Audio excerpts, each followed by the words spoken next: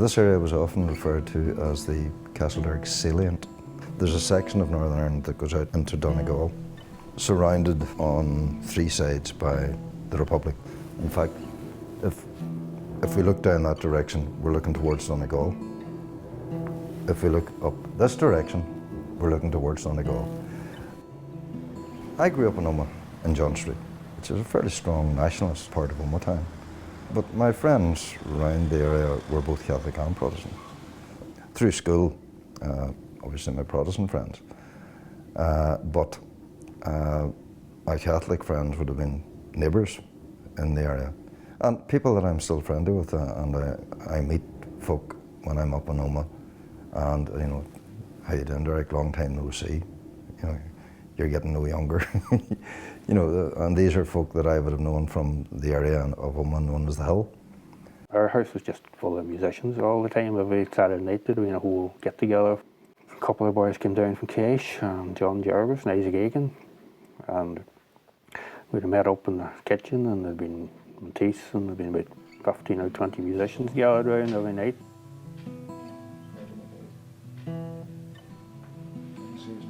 We never really felt, we never got any feeling of Catholic Protestant thing, because we just had that much contact with musicians and people coming into the house. My father played in the band and accordion, and Herbie and the Ramblers it was called, and he played dances all over it, and you know, Catholic halls, Protestant halls, Orange halls, pubs, didn't matter what. There was never any difference made in anybody, and played at weddings for all denominations as well. People forget that there was a time when, you know, come the 12th of July, the local Protestant family headed off to their celebrations. Their Catholic neighbours come in and took care of the farm or whatever work was to be done for the day, and vice versa come August, 15th of August. The Catholic neighbour went off to their celebrations. The Protestant neighbour looked after their wee bit of land and all the rest of it for them. People would have shared equipment. Communities lived cheek by jowl and got on with it.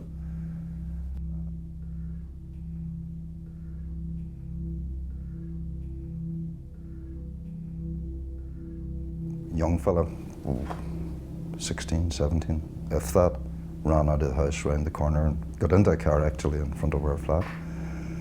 We walked into the house and found a man lying on the floor, bleeding to death. He had been a bus driver and was due to give evidence in a court case.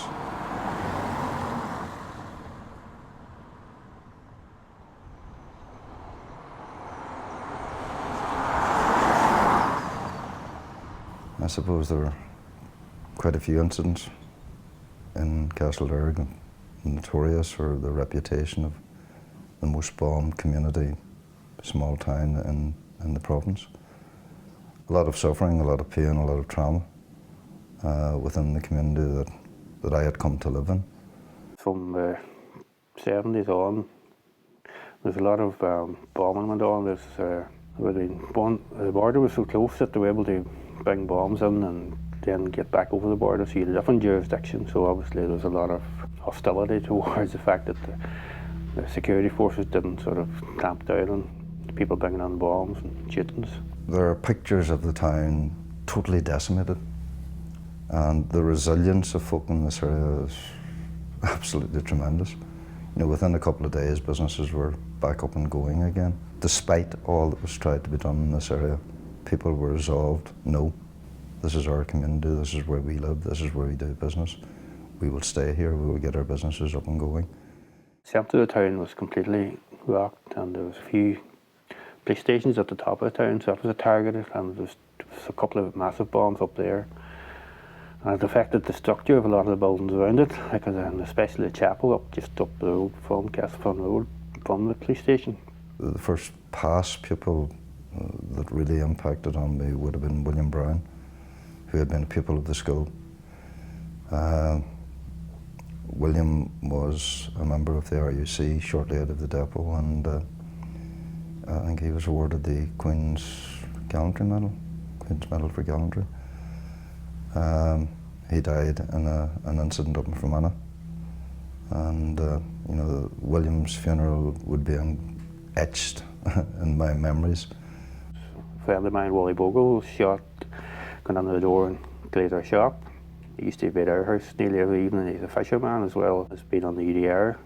I remember him sitting in the shade at the back, and we used to have a wee turf shade, and these logs, and I can remember him sitting on the logs making these flies for his fishing rod. And he used to have a copy of the trout and salmon, which I always have kept, and his name's on it, and it always reminds me of those days.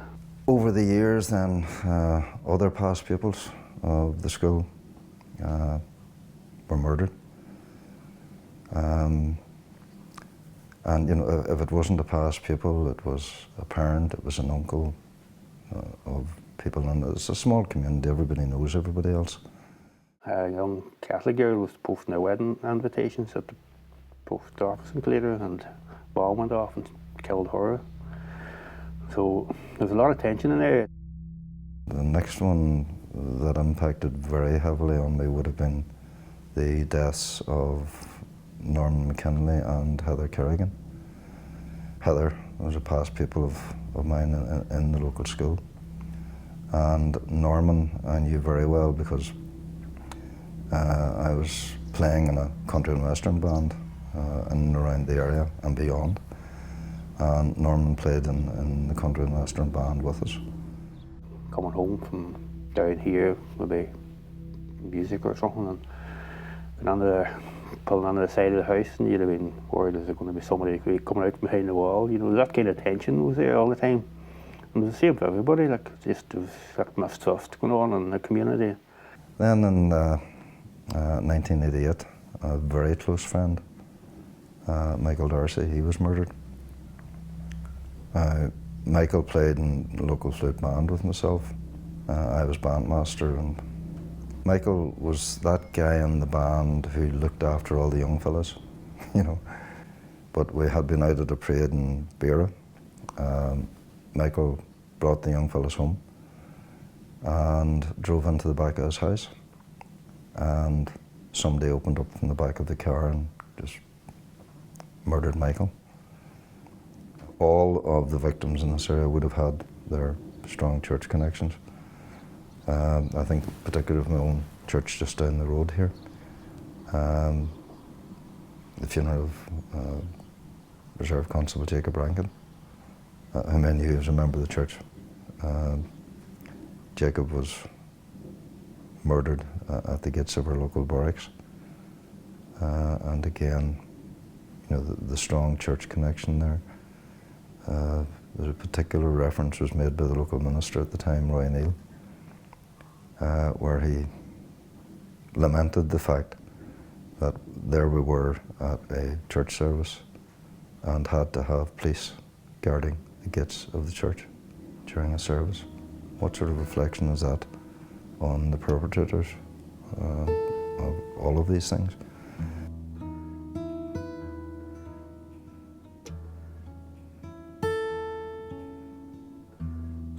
You know, I had just decided, you know, I don't want to be walking out over the bridge in Castlederg after coffin after coffin after coffin. And if this was a way that we could stop the murder and mayhem that was being exacted on the community here, I decided to give it a go.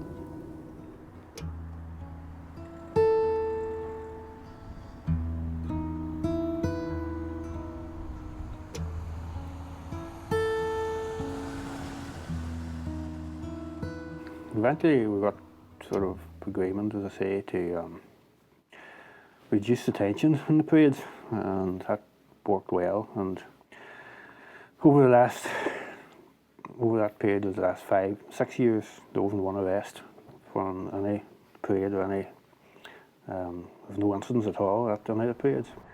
2 years ago we managed to talk to all the people putting up flags. Flags were up all year round in Castlederg because just never bothered taking them down, and people mark out the territory type of thing, and so there was an awful lot of people complaining about these flags. Business people were starting to get a bit annoyed about it because people were saying to them, look, we'd love to come into your restaurant or your pub, but just feel uncomfortable because it's just the atmosphere it creates. So 2 years ago we managed to talk to them and got all the flags down for the first time in about 25 years. So that went on a bit until last December when the flag protest happened in Belfast at the City Hall. That had a ripple effect on Castlederg, so then there was 2 protest marches here, which were handled well. And then about March time last year, there was an announcement that the Throne Flower would be held in Castlederg for the first time ever. Just last year just deteriorated into a disaster because one thing after another, I don't know, it seemed the way it happened.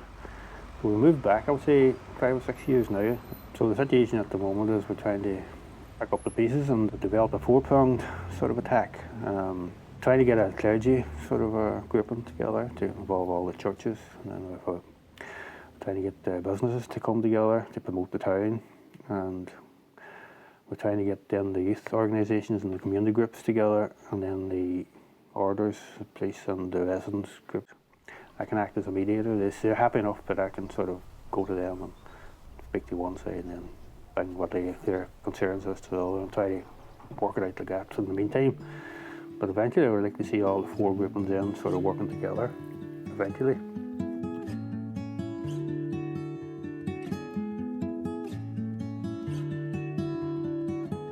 We lived in a dwelling, I wouldn't have called it a house, and it was formerly a customs hut, and we were frequently flooded.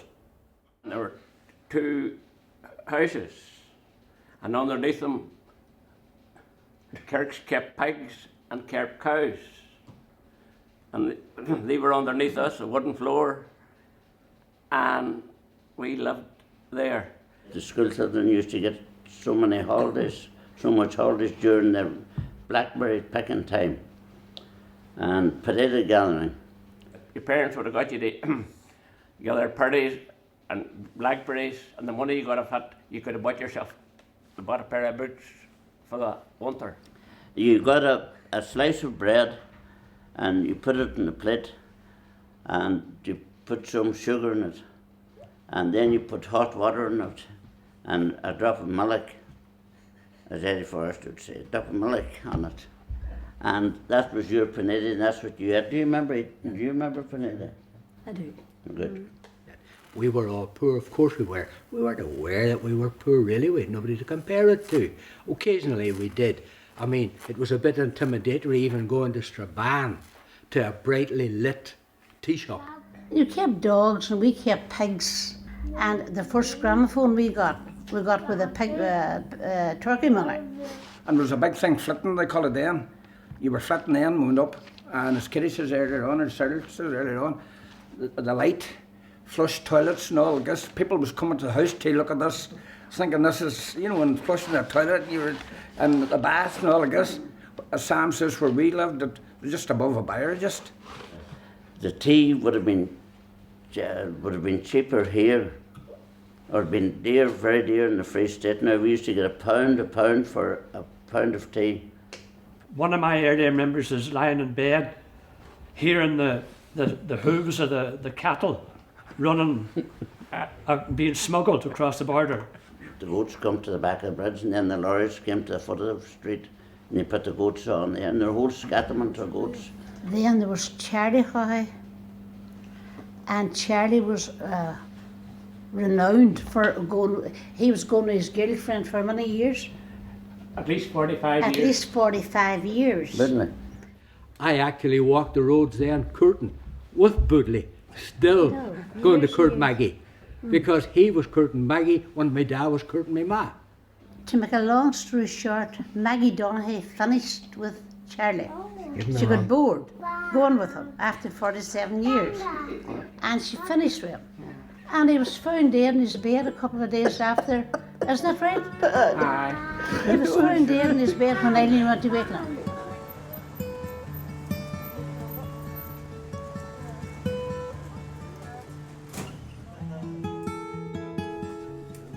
At my age, born in 56 and the trouble started in 69, 13 years of age, it was exciting because normally our play day was up the fields and we would have done the usual things, cowboys and Indians, and everybody got their guns for Christmas. And you know, the black and white televisions of the day were beaming in pictures of the Vietnam War and helicopters and soldiers and the snippets of information that were going on. And then all of a sudden there we had the reality of this. And there was the old-fashioned helicopters that were flying over, the scout helicopters with a big glass bubble on them. And then the army were driving around in Land Rovers and they were coming into the village. Gun battles became very, very frequent. You could nearly set your clock for them every night. The army would drive in and the shots would start. Clady wasn't a very safe place at a time. It was a time of fear. And 72 particularly was a bad year in Clady. There was quite a lot of shooting going on from across the border.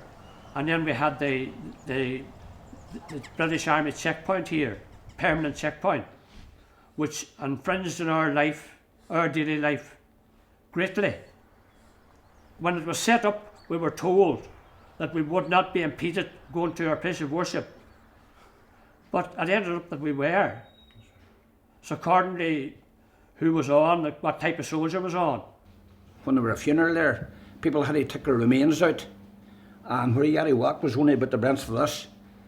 And it was very degrading, people carrying their remains over the you know, the wee narrow pad. 2 big holes were in the middle of the road. So you had to carry the remains the whole way to the chapel, saying, I want there's Mourne and ice in the road. It just wasn't very, very nice. And then when you come back to the checkpoint, I'm asking you, where were you?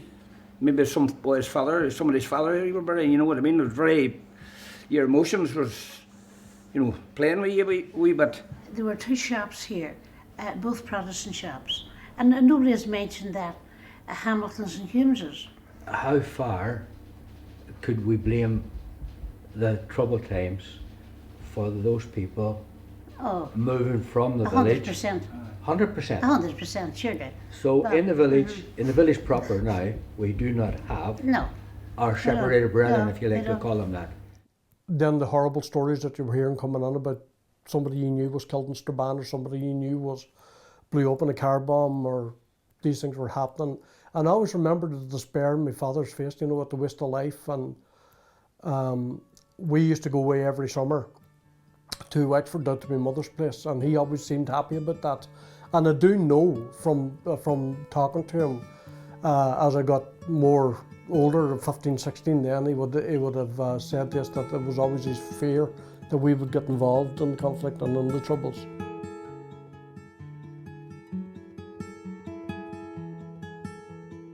As a soldier, former soldier that served in Lebanon, as a soldier that served in Donegal, been in the army 36 years, been under fire in Lebanon and saw many, many brave deeds. I have to honestly say that one of the bravest deeds I have ever saw was a thing my father did as a councillor. Before he died, he, as councillor, called a meeting of the people of Clady into this new fledgling hall. I would imagine it was about 1971. And what the agenda on the meeting was that they wanted the guns taken out of Clady so the people could live in peace. And at that meeting, while he was on the stage, a lot, and I would say a lot, of IRA gunmen and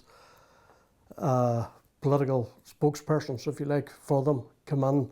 In the meeting, there was a lot of people my age. We were about 10, 11, 12, all that age group. I remember my father saying that the vote should only be among adult people that are here and the children should be removed, which in hindsight was very responsible.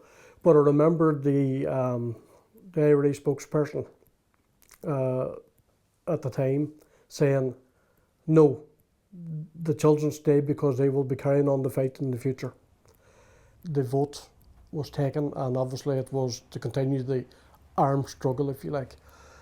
And in hindsight today, I can tell you it was a very brave thing he done. He was a brave man and I don't mind saying that.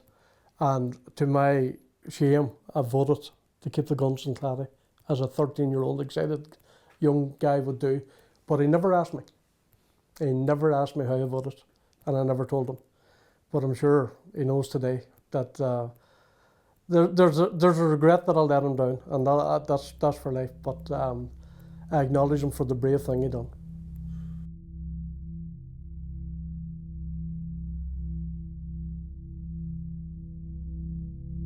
I remember the compere, which it was in them days, coming on the stage, and he says, "I have some bad news.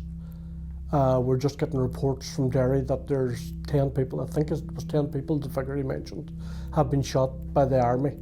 And there are still reports coming in of more people that are dying." And the sheer shock of sombre, the whole thing just died. People just literally got up and left.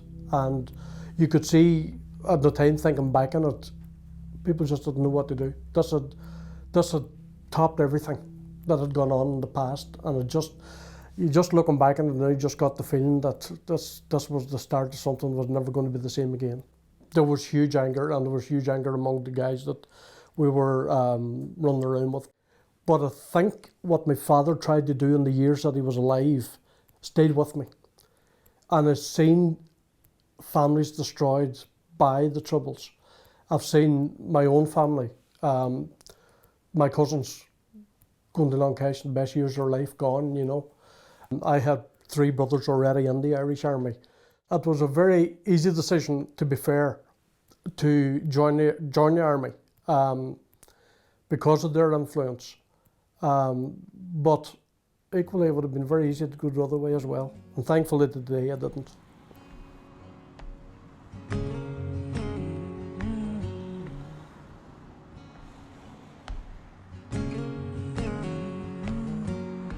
I helped people for years with their cases at the Dole, getting grants and one thing and another like that.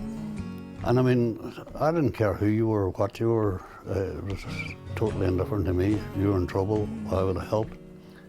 In fact, I remember one case in particular. A guy phoned me in and asked me would I represent him at the Dole.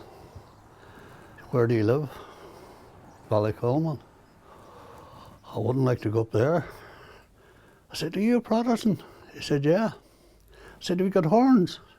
"No." I said, "Well, come on up. If you don't tell anybody, neither will I."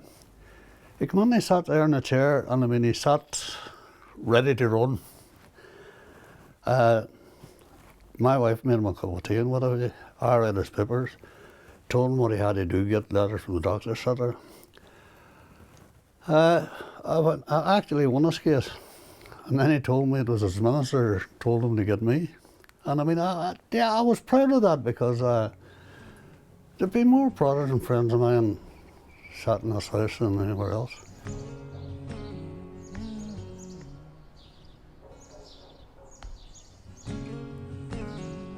There was an old woman, and I mean, she hadn't a bite, she hadn't a cleat fire, and she was a friend of my mother-in-law's.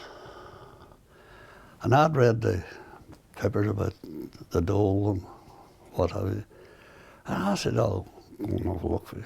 And I got her a grant. And she told everybody about it, then people come to me, and that's how I got involved in fighting tribunal cases. And I mean, Protestant, I went and fought cases for Protestants, just for the same vigour as I would for a Catholic. And I got quite a reputation for fighting Dole cases and one thing and another.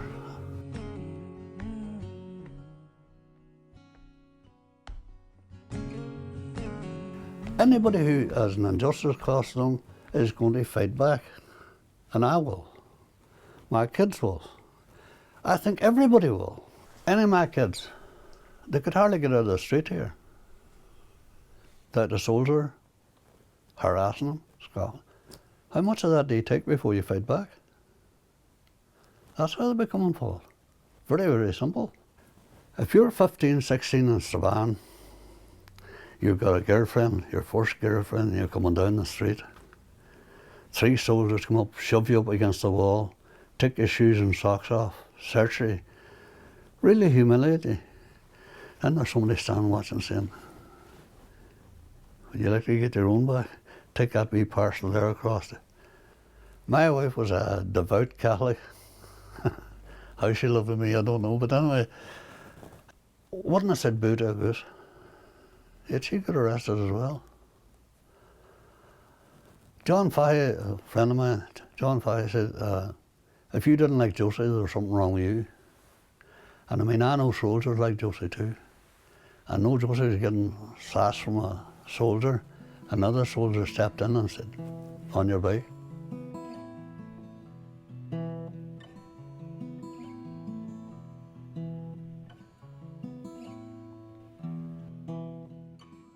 Then I decided to fight the case. Back in them days, the IRA didn't recognise the court.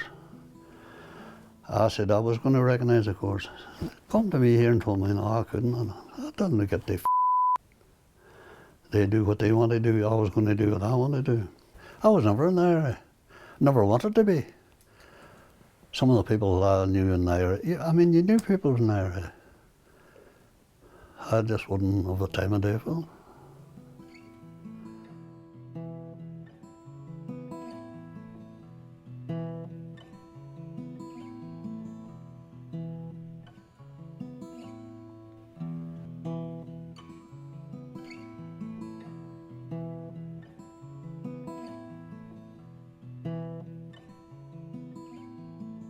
One word, Christian. I've had, not religious, but Christian attitude. Do unto others as your fathers do unto you. If you see wrong being done to somebody, speak out about it. If you remain silent, you condone the injustice that's been done to the person. I could not, for the life of me, stand and see somebody being abused out there in the street. I wouldn't stop to say, are you Catholic or Protestant? Are you English or are you Irish? What the hell difference does it make? Our parish priest one day said to this parishioner, I want you to do me a favour, John. I want you to bring this Bible over to one of the soldiers at the checkpoint. John says, you what? You're courting me. I'm not courting you, John. He says, I want you to bring this Bible over to one of the soldiers. So John took the Bible and was stopped at the checkpoint, and he says, I have a Bible here from one of your soldiers. And the guy up in the crow's nest shouted, that's for me, mate. So there's a story that this soldier was looking for spiritual comfort, and he got it from our parish priest. That's a story that probably would never be told, would never ever be known. And I think it's worth telling. What I went through was nothing compared to what some people go through. People that have had partners shot in front of them, soldiers that have seen their friends killed beside them, policemen that have been blown up and colleagues killed in the car beside them, former Republican paramilitaries who have been tortured and incarcerated in jails, Protestant paramilitaries who felt that they were defending the country and regret today the things that they'd done.